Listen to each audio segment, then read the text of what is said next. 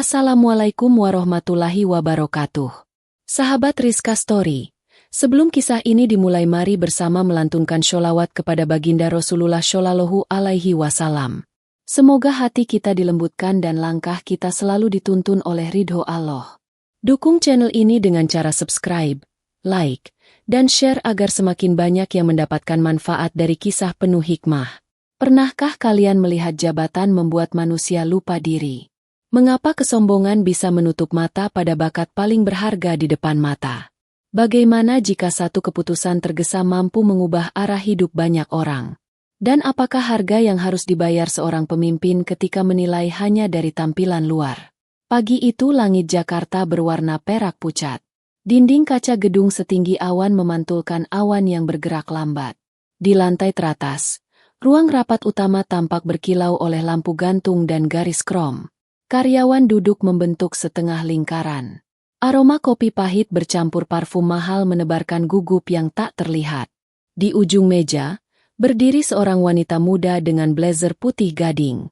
Wajahnya tegas, riasnya rapi, iris matanya menusuk.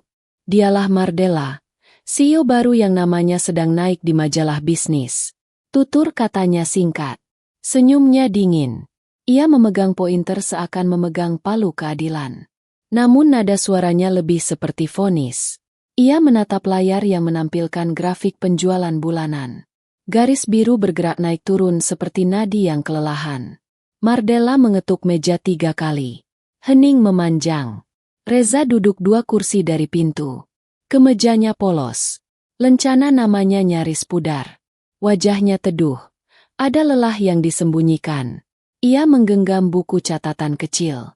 Di halaman paling belakang ada sketsa peta pemasaran yang ia beri judul Jalur Napas Produk.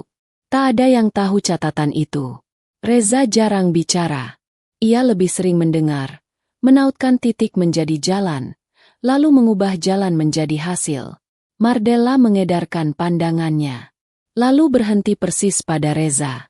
Reza, maju. Reza berdiri. Kursi berderit pelan. Ia melangkah ke depan. Sepasang mata rekan kerja mengikutinya.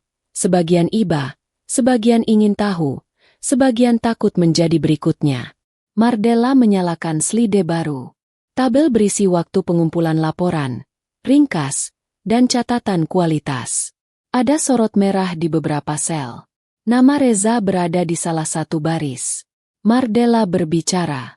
Nada suaranya rata namun dingin. Perusahaan ini bergerak cepat. Aku menilai karyawan dari disiplin yang terlihat dan performa yang terukur. Laporanmu biasa saja. Gestur kerjamu terlihat malas. Energi yang terpancar darimu tidak menunjukkan keseriusan. Mulai hari ini, kontrakmu diputus. Ruangan seketika menahan napas. Bahkan mesin pendingin udara terdengar seperti berhenti sebentar. Seorang staf HR hampir menjatuhkan pulpen. Reza menatap Mardella. Tatapannya tenang, bukan menantang, bukan pula memohon. Hanya sepasang mata yang jernih, seakan ada sungai yang mengalir di baliknya. Izinkan saya menjelaskan, ujar Reza pelan. Laporan yang tampak biasa itu sengaja saya singkat agar rapat tidak tenggelam di angka. Detailnya tersimpan pada lampiran yang saya kirimkan ke server internal. Ada 3 kampanye uji yang sedang jalan.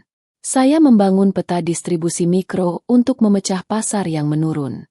Minggu depan seharusnya kita melihat pantulan naik. Mardella mengibaskan tangan. Aku tidak membeli janji.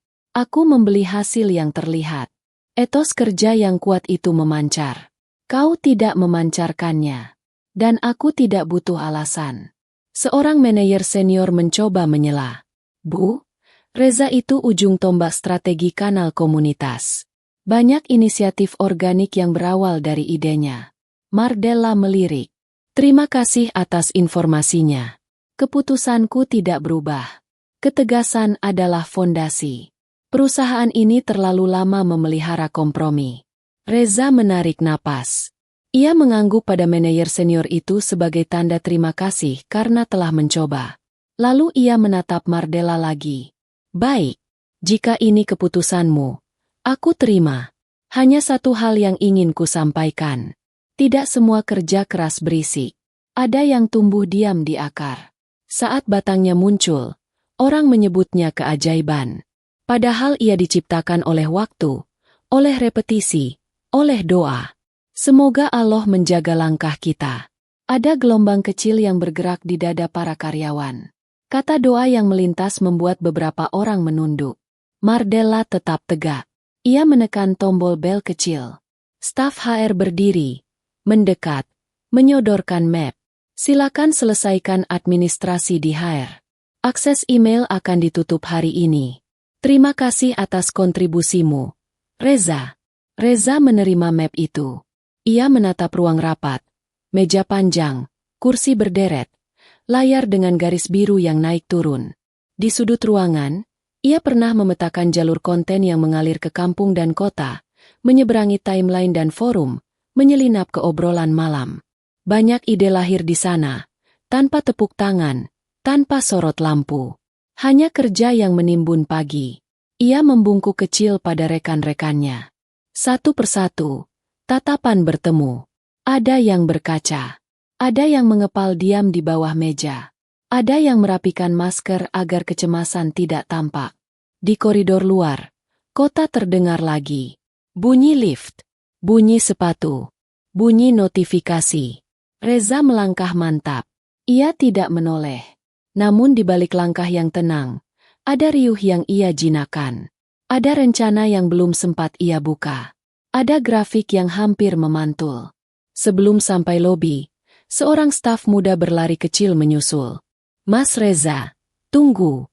Ini hard disk eksternal yang biasa Mas pakai. Tadi terbawa di meja desain. Saya kembalikan.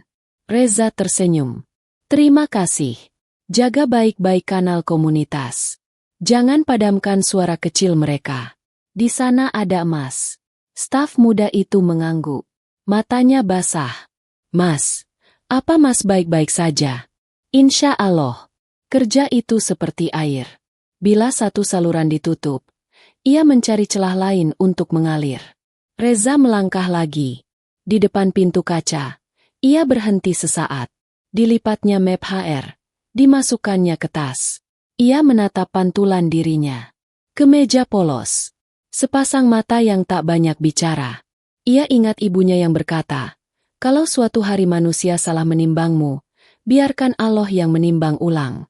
Lift membawanya turun. Angka di panel menyala satu persatu. Ia keluar di lobi, menyeberangi marmer, melewati petugas resepsionis yang mengucap semoga sukses. Di luar, jalanan sibuk seperti biasa. Langit yang tadi perak kini bergerak menuju biru. Reza menepi di bangku taman kecil di depan gedung. Ia membuka buku catatan. Di halaman yang kosong, ia menulis kalimat pertama. Peta baru. Titik awal. Ulang. Sementara itu, di lantai teratas, Mardella kembali ke ruang kerjanya. Dari jendela, kota terbentang seperti papan catur. Tangannya meraih cangkir kopi yang mulai dingin. Ia menghela napas pendek. Ia menatap kalender rapat yang berderet. Di layar, notifikasi investor menyala. Ia menyandarkan punggung pada kursi kulit dan memejamkan mata sejenak. Dalam benaknya, kata tegas bergaung. Ia membukanya lagi, menatap cermin kecil di sudut meja. Riasnya masih rapi. Garis bibirnya tetap tegas. Asisten pribadinya mengetuk pintu. Maaf Bu, media meminta komentar soal program pemasaran yang sempat naik di kuartal lalu. Mereka menanyakan siapa arsiteknya untuk liputan profil. Mardella menahan sepersekian detik. Wajahnya tidak berubah. Sampaikan bahwa program adalah kerja tim. Tidak ada satu nama. Baik Bu. Pintu kembali tertutup. Ruangan hening. Jam dinding berdetak. Mardella menunduk pada layar. Garis biru menampilkan penurunan tipis di pekan terakhir. Ia menekan bibirnya. Tegas. Katanya pada diri sendiri. Tegas menjaga standar. Tegas memotong yang lemah. Tegas memimpin ke depan. Namun di ujung batin, ada suara kecil yang muncul lalu menghilang. Suara yang tidak ia izinkan tumbuh. Suara yang bertanya tentang akar yang bekerja diam-diam. Ia mengusirnya. Lalu menekan tombol panggilan. Kirim memo. Kita umumkan perekrutan besar-besaran untuk divisi pemasaran. Aku ingin tim lebih segar. Memo terkirim. Dunia bergerak lagi. Telepon berdering. Rapat menyapa. Mardella berdiri, membenarkan blazer putihnya, melangkah dengan bunyi hak yang pasti. Ia yakin keputusannya benar. Ia yakin kedisiplinan diukur dari yang tampak. Ia yakin masa depan menunggu mereka yang tak ragu. Di luar gedung, angin berputar di antara pepohonan kecil. Reza menutup bukunya dan berdiri. Ponselnya bergetar. Satu pesan masuk dari nomor tak dikenal. Isinya singkat. Kami mengikuti rancangan gerilya komunitas Anda dari jauh. Jika berkenan, kami ingin bertemu. Hanya butuh waktu sebentar. Tempat dan jam Anda tentukan. Reza menatap pesan itu. Ia tidak membalas. Ia melangkah menyusuri trotoar, menyeberangi bayangan gedung. Di langkah ke-30, ponselnya bergetar lagi. Pesan kedua masuk dari perusahaan berbeda. Lalu pesan ketiga. Lalu panggilan yang tidak ia angkat. Ia terus berjalan sampai suara kota menjadi samar. Sampai dadanya kembali rata. Sampai kalimat di buku catatan terasa cukup. Peta baru. Titik awal. Ulang. Di lantai atas sana, jarum jam bergerak ke angka 12. Rapat berikutnya dimulai. Mardella berdiri di depan layar, menunjuk strategi rebranding, mengatur target, membagi tugas. Semua terdengar rapi. Semuanya tampak di bawah kendali. Namun di sela garis grafik, ada ruang kosong setipis rambut. Ruang kosong itu tidak terlihat oleh mata yang terburu. Ruang kosong itu menunggu sesuatu yang pernah bekerja diam-diam. Menunggu satu tangan yang tahu cara menyambungkan titik kecil menjadi jalan panjang. Bab ini belum menutup apapun. Ia hanya menaruh sebuah pintu di ujung koridor. Di balik pintu itu, kelak, arus akan berubah arah. Selepas meninggalkan gedung tinggi itu, langkah Reza menjadi kebiasaan baru yang hening. Ia memulai hari lebih pagi dari biasanya, menata ulang ritme hidup, dan merapikan hal kecil yang sering tak sempat disentuh. Di meja kayu mungil dekat jendela kontrakannya, ia membentangkan buku catatan yang sama, menyalakan lampu meja yang temaram, lalu menulis 3 baris pendek seperti mantera kerja. Dengarkan. Rancang. Uji.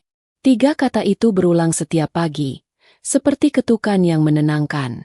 Ponselnya tak pernah benar-benar diam. Notifikasi datang dari arah yang tidak ia duga. Ada pesan dari mantan rekan yang kini memimpin divisi pemasaran di sebuah perusahaan teknologi.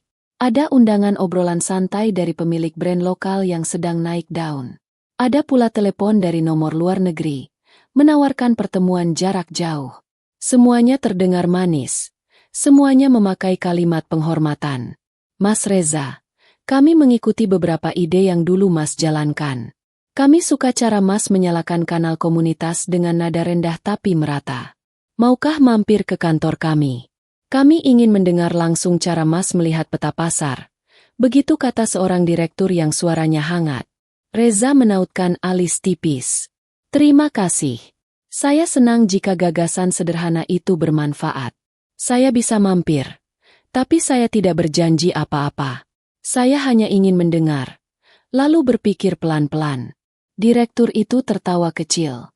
Hanya orang yang benar-benar serius yang berani berjalan pelan di kota yang selalu berlari. Kami tunggu jam yang Mas tentukan. Di obrolan lain, seorang pemilik brand minuman rempah mengutarakan kegundahan. Penjualan kami naik sebentar, lalu turun. Iklan kami ramai, tapi pembeli tak kembali. Kami ingin orang merasa dilihat, bukan sekadar ditembak iklan. Di mana letak celahnya? Reza mendengar tanpa memotong.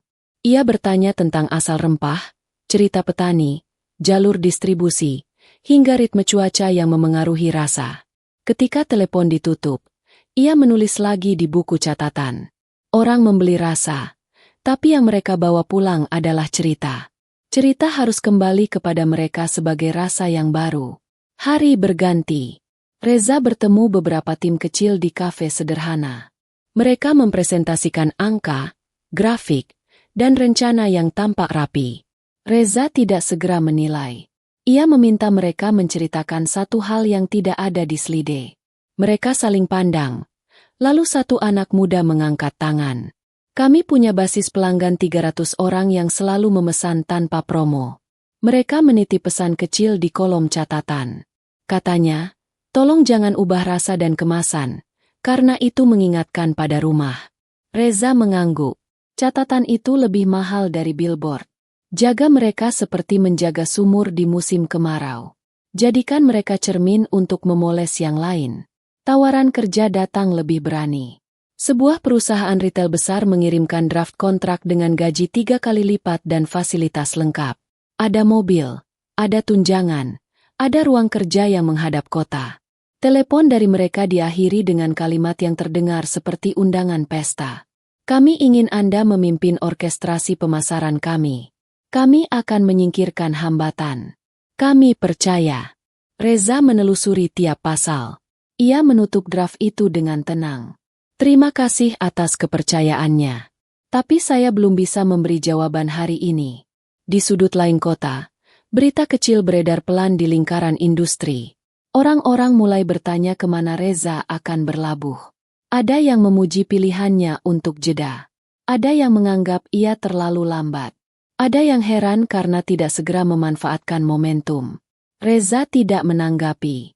Ia menata hari-hari seperti menata meja kerja. Satu persatu, rapat tanpa bunyi.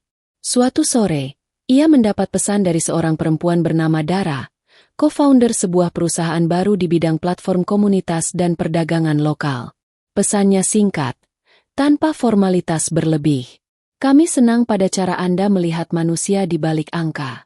Perusahaan kami kecil, anggaran kami tidak mewah, tapi kami ingin membangun sesuatu yang hidup lebih lama dari iklan. Jika Anda berkenan, mampirlah.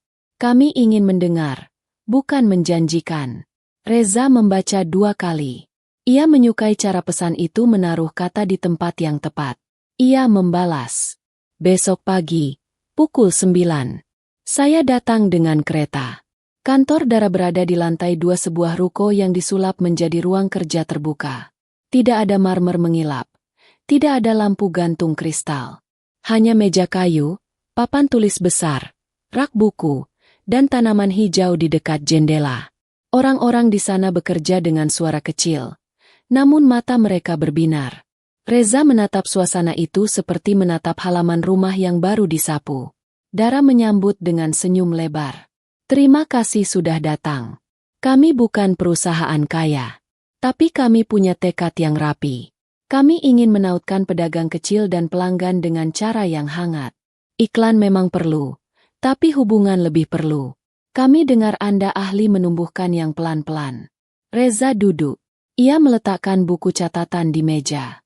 Ceritakan pada saya, siapa pelanggan pertama Anda, dan kenapa mereka bertahan. Dara menunjuk timnya. Seorang anak muda berkacamata menghela napas bahagia karena akhirnya ada yang menanyakan hal itu. Pelanggan pertama kami adalah ibu-ibu penjual lauk yang kehabisan pembeli di kompleks sebelah. Kami bantu mereka membuat jadwal pengantaran. Kami kumpulkan pesanan di grup. Kami tampilkan cerita dapur mereka tanpa polesan. Mereka bertahan karena merasa tidak sendirian.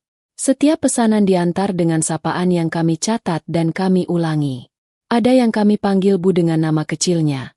Ada yang anaknya kami doakan lulus ujian. Hal kecil, tapi mereka kembali. Reza menatap papan tulis. Ia mulai menggambar garis sederhana. Ini peta napas. Di sini titik temu. Di sini arus singgah. Di sini arus balik. Saya tidak menjanjikan kejutan kilat. Saya menjanjikan kerja yang bisa diulang. Jika kita setuju, kita bangun 3 kanal serentak. Kanal cerita, kanal layanan, dan kanal komunitas balas budi. Untuk 30 hari pertama, kita ukur bukan hanya angka, tapi juga warna percakapan. Kita tidak akan membuat video mahal. Kita akan membuat percakapan yang merasa didengar. Dara mengangguk cepat. Berapa yang Anda perlukan? Berapa tim yang Anda minta? Reza menatap tim kecil itu. 5 orang cukup. 1 untuk riset percakapan, 1 untuk pengorganisasi, 1 untuk desain ringan, 1 untuk angka, Satu untuk penghubung lapangan. Saya memimpin dari tengah, bukan dari atas. Dara tertawa pelan. Dari tengah terdengar seperti tempat yang hangat. Kami setuju. Kalau Anda mau, mulai besok. Untuk angka gaji, kami jelas kalah dari perusahaan besar. Tapi kami bisa menawarkan kebebasan untuk menanam. Reza diam beberapa detik. Dalam diam itu, kenangan pada kantor lamanya melintas seperti bayangan di kaca. Ruang rapat yang berkilau, suara Mardela yang tegas, tepuk tangan yang tidak pernah bernyanyi. Ia menarik napas pendek. Ia mengangguk. Baik, besok saya datang. Kita mulai dari mendengar. Hari-hari setelahnya menjadi rangkaian langkah yang tertata. Reza memetakan percakapan di pasar kecil, grup keluarga, dan forum hobi. Ia meminta tim menandai kata-kata yang paling sering muncul bukan dari pihak mereka, melainkan dari pelanggan yang berbicara pada pelanggan lain. Dari sana, mereka menemukan 3 kata kunci yang terus berulang. Tepat waktu, rasa asli, dan orangnya ramah. 3 kata ini menjadi kompas. Di minggu pertama, Reza tidak menyalakan iklan besar. Ia mengaktifkan jalur percakapan yang mengajak orang menceritakan alasan mereka memilih sebuah barang. Ia mengatur agar setiap pembelian memancing satu cerita singkat yang kembali kepada pelanggan lain pada hari berbeda. Ia meminjam istilah lama untuk strategi baru. Arisan cerita. Setiap yang membeli menitipkan satu kalimat untuk disampaikan ke pembeli berikutnya.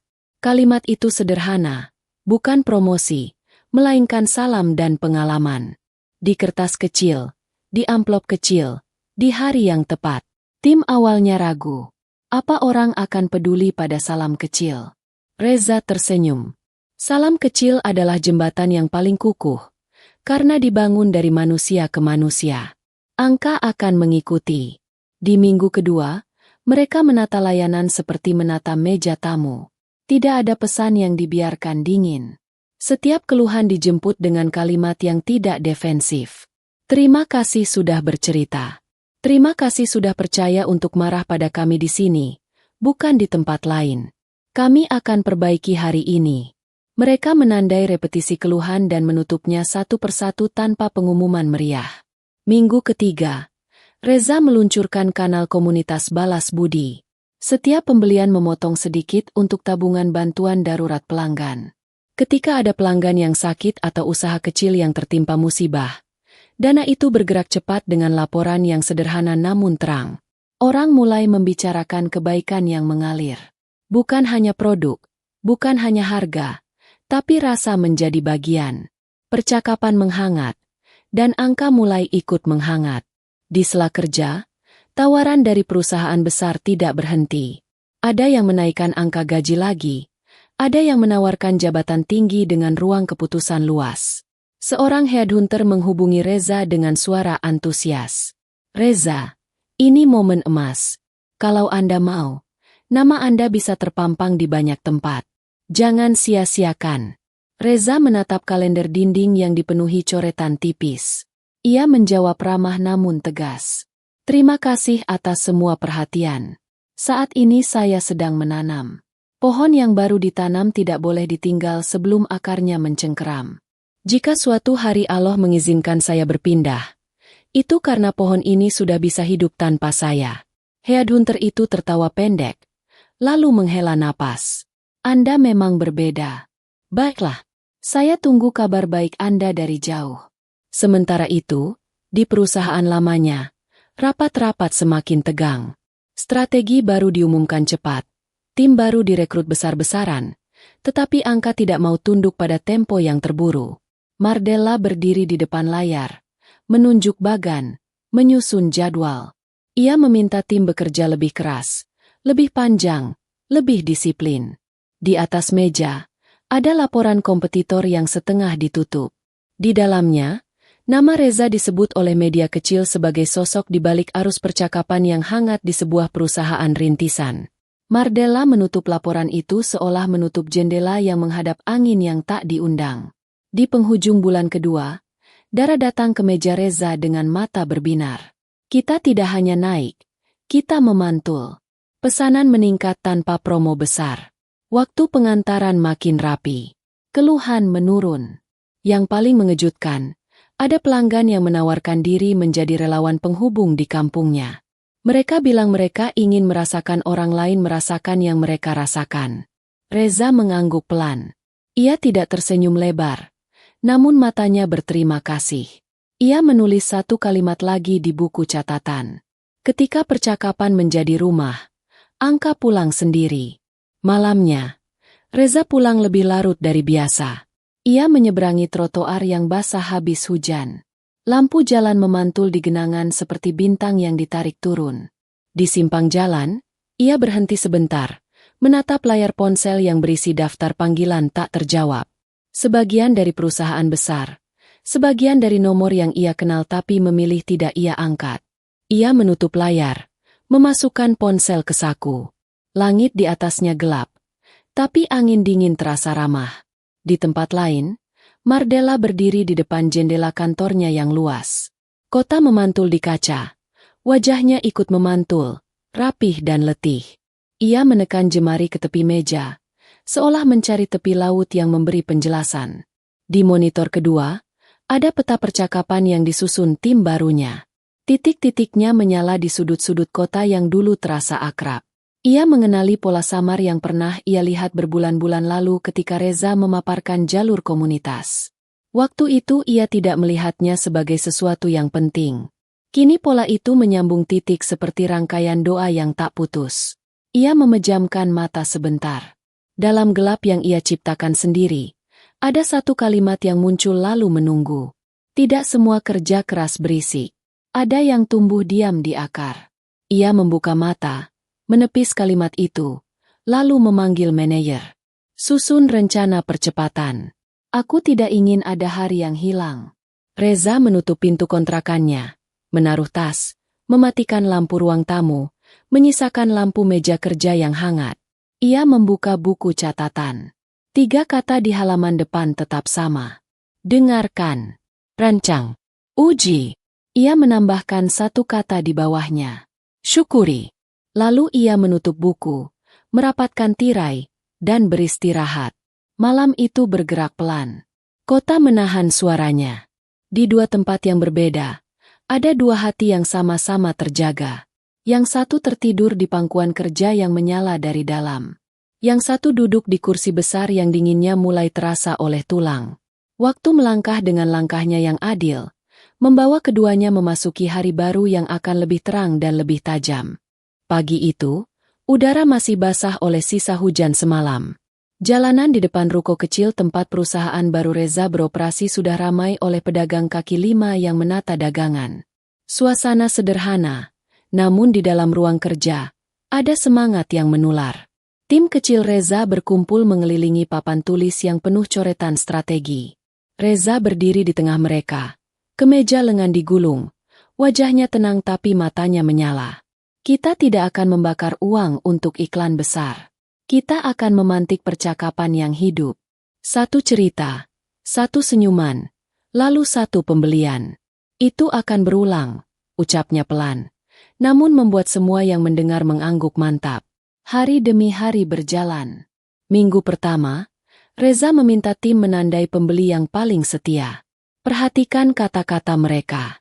Simpan di hati, bukan hanya di tabel. Katanya, seorang karyawan muda bernama Intan bercerita, ada pelanggan yang selalu menulis pesan, "Mas." Katanya produk kita membuatnya teringat masa kecil. Reza tersenyum. Itu lebih berharga daripada grafik. Kita jaga pelanggan itu seperti menjaga nyawa perusahaan.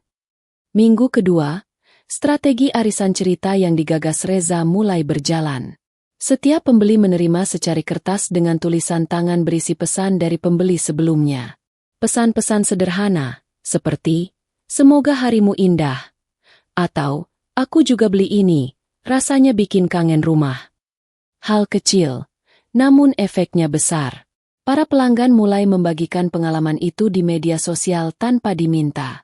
"Mas Reza, lihat ini," ujar Ardi, tim desain, sambil menunjukkan layar laptop. Hashtag kita trending di komunitas lokal.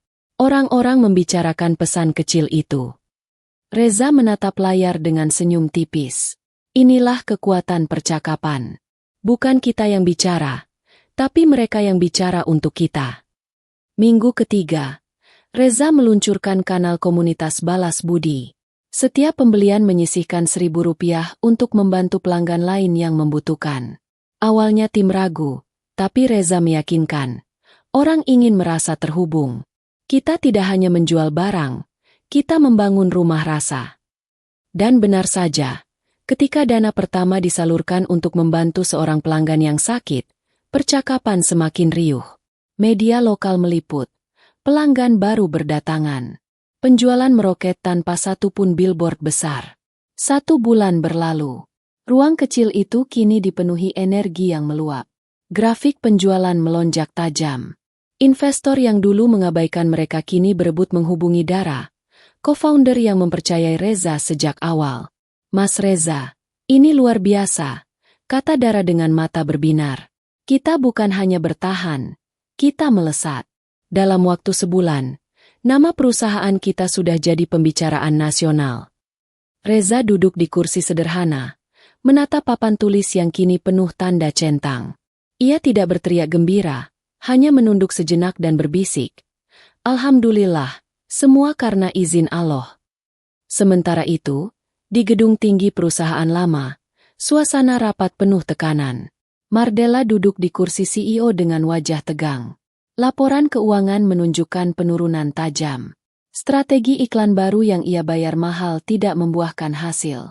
Investor mulai gelisah. Bu Mardella, ucap seorang direktur dengan suara berat.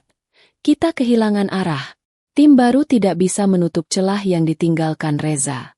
Pasar bergerak, tapi kita tertinggal. Mardella menggenggam bolpoin erat-erat. Tidak mungkin. Aku sudah rekrut tim terbaik. Mereka lulusan universitas besar. Mereka harus bisa. Namun di layar proyektor, grafik menurun tak terbantahkan. Nama perusahaan baru Reza muncul sebagai kompetitor muda yang melesat. Karyawan saling berbisik, menyebut nama Reza dengan nada kagum dan penyesalan. Mardella menatap grafik itu lama. Matanya bergetar. Kata-kata Reza saat dipecat kembali terngiang. Tidak semua kerja keras berisik. Ada yang tumbuh diam di akar. Ia menghela napas panjang. Dadanya terasa sesak. Untuk pertama kalinya sejak duduk di kursi CEO, Mardella merasa goyah. Ia mulai bertanya dalam hati, apakah keputusannya waktu itu adalah kesalahan terbesar dalam hidupnya. Hari-hari berikutnya hanya semakin berat. Perusahaan yang dulu ia banggakan kini diambang krisis. Investor menarik modal, media menulis headline miring, dan karyawan terbaik satu persatu memilih mundur. Sementara Reza semakin kokoh di tempat barunya. Dalam diam, Allah mengangkatnya dari kesederhanaan menuju puncak yang tak pernah ia bayangkan. Bab ini menutup satu fase, kebangkitan Reza dan awal keterpurukan Mardella. Namun alur masih panjang. Karena penyesalan sesungguhnya baru akan datang beberapa bulan kemudian, ketika harga kesombongan harus dibayar lebih mahal dari yang pernah ia kira. Langit Jakarta sore itu berwarna kelabu.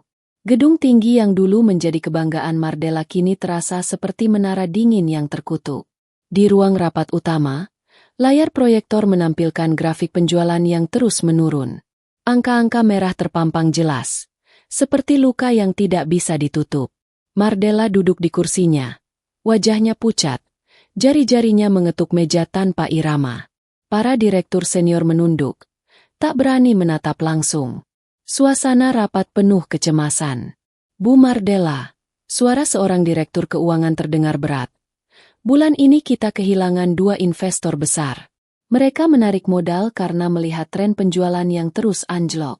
Jika keadaan tidak berubah, kita hanya bisa bertahan 3 bulan ke depan. Mardella mengangkat wajahnya, mencoba tegas. Tidak mungkin kita jatuh secepat itu. Aku sudah rekrut tim baru, aku bayar konsultan internasional, aku turunkan iklan besar-besaran. Kenapa hasilnya tetap buruk?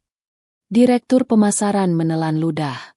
Maaf Bu, masalahnya bukan sekadar iklan. Pasar kita diambil alih oleh perusahaan rintisan yang dipimpin Reza. Strategi mereka sederhana, tapi langsung menyentuh hati pelanggan. Nama mereka sekarang jadi buah bibir. Bahkan pelanggan lama kita berbondong-bondong pindah ke sana. Ruangan menjadi hening. Nama itu, Reza, kembali menggema di telinga Mardella. Seolah bayangan pria yang dulu ia pecat dengan sombong kini berdiri di hadapannya. Ia mengingat jelas kata-katanya. Tidak semua kerja keras berisik. Ada yang tumbuh diam di akar. Mardella mengepalkan tangannya. Hentikan menyebut namanya. Dia bukan siapa-siapa. Tanpa perusahaan ini, dia tidak akan jadi apa-apa. Teriaknya dengan suara bergetar. Namun sorot mata para direktur berkata sebaliknya. Semua orang tahu, sejak Reza pergi, perusahaan kehilangan arah. Ibarat kapal besar tanpa nahkoda, semua manuver terasa kacau. Beberapa karyawan mulai mengundurkan diri. Mereka pindah ke perusahaan baru tempat Reza bekerja, atau ke kompetitor lain yang lebih stabil. Koridor kantor yang dulu ramai kini terasa sepi. Suara tawa sudah jarang terdengar, digantikan desahan lelah dan bisikan penuh rasa takut. Suatu sore, Mardella berdiri di depan jendela kantornya, menatap langit kota. Dari atas sana, ia bisa melihat papan iklan besar milik perusahaan barunya Reza terpampang di salah satu sudut jalan utama. Tagline sederhana, namun penuh makna. Dari cerita kecil, lahirlah kepercayaan besar. Matanya bergetar, dadanya sesak. Ada perasaan yang sulit ia jelaskan. Kesal, marah, tapi juga penyesalan yang mulai tumbuh diam-diam. Asisten pribadinya masuk dengan wajah cemas. Bu, ada telepon dari salah satu investor. Mereka ingin penjelasan kenapa perusahaan Reza bisa melonjak hanya dalam 1 bulan, sementara kita terus merugi. Mardella terdiam. Ia menoleh perlahan. Wajahnya tampak letih. Sampaikan pada mereka, aku akan segera menemukan jalan keluar. Suaranya berusaha tegas, tapi terdengar rapuh. Malam itu, kantor hampir kosong. Lampu-lampu dipadamkan satu persatu, menyisakan cahaya di ruang CEO. Mardella duduk sendiri di kursinya. Layar laptop menampilkan berita. Perusahaan baru Reza berhasil meraih kesuksesan besar dalam waktu singkat. Ia membaca kalimat itu berulang-ulang, lalu memejamkan mata. Hatinya merintih. Tapi ego menahan lidahnya untuk mengakui. Apa aku salah, memecatmu, Reza? Bisiknya lirih, nyaris tak terdengar. Namun nasi sudah menjadi bubur. Perusahaannya kini berada di tepi jurang, dan bayangan penyesalan mulai menghantui setiap malamnya. Beberapa bulan berlalu, keadaan perusahaan yang dipimpin Mardella semakin terpuruk. Kantor megah itu kini tak lagi ramai. Banyak kursi kosong di ruang kerja. Meja-meja yang dulu penuh aktivitas kini berdebu. Investor besar satu persatu meninggalkan perusahaan. Saham anjlok, dan media mulai menulis berita miring tentang kegagalan kepemimpinan CEO muda yang dulu dielu-elukan. Mardella tidak lagi tampil anggun seperti awal menjabat. Wajahnya pucat. Matanya cekung karena kurang tidur. Setiap malam ia menatap laporan kerugian yang semakin menumpuk. Semakin ia berusaha, semakin sulit perusahaan itu bertahan. Di saat yang sama, nama Reza semakin bersinar. Perusahaan rintisan kecil yang ia pimpin bersama tim barunya kini menjadi fenomena nasional. Penjualan mereka meroket, strategi pemasaran mereka dipuji banyak media, dan yang paling penting, pelanggan mereka loyal. Semua orang membicarakan cara unik mereka membangun hubungan hangat dengan konsumen. Suatu malam, Mardella menutup laptopnya dengan tangan bergetar. Ia mengingat lagi wajah Reza, tatapannya yang tenang, dan kata-kata terakhirnya di ruang rapat sebelum dipecat.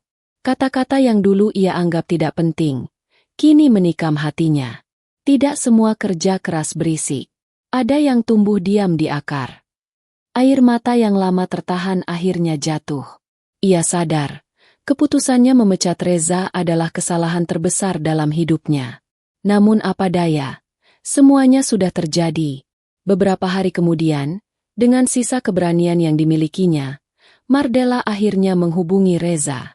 Ia meminta bertemu di sebuah kafe sederhana, jauh dari sorotan publik. Ketika Reza datang, ia tampak berbeda.